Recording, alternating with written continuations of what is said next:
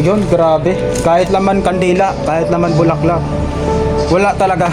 So, taon na taon na. Tuwing taon, wala talaga may dumadalo sa kanya. Yung nakaraan taon, pinuntahan po namin ito. Ganito pa rin. Wala talaga may dumalaw at grabe na kakaawa talaga, guys. So yun guys, at magandang hapon po sa inyo lahat. So panibagong sementeryo na naman ulit tayo at panibagong vlog na naman ulit tayo sa Baymoto Spiritual. Please, kung bago pa lang kayo sa YouTube channel ko, at huwag niyo po kalimutan mag-subscribe, paki-like and share para lagi po kayong updated sa panibagong video sa Baymoto Spiritual. So yun guys, kakarating lang po natin dito sa sementeryo. So meron na naman ulit tayo, may nakita na ano guys, nakakaawa talaga. Oh, talagang punong-puno sa basura, talagang halos pinapabayaan na. At itong libingan na to guys, halos pinapabayaan na siya sa pamilya niya.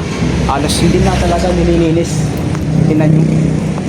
Grabe, napakakalat, napakakalungkot. Nakakaawa guys.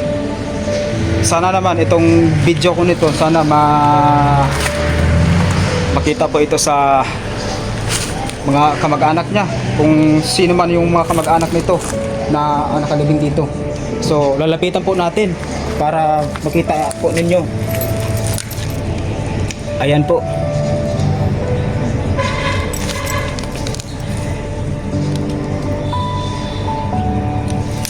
So yun, grabe.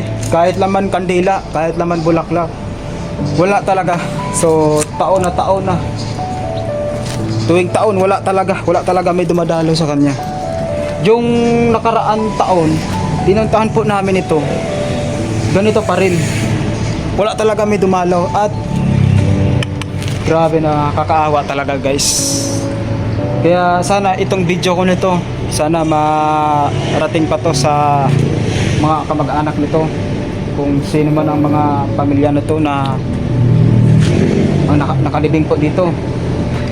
Nakikita niyo ba? Grabe, sobrang ang dami pong mga basura.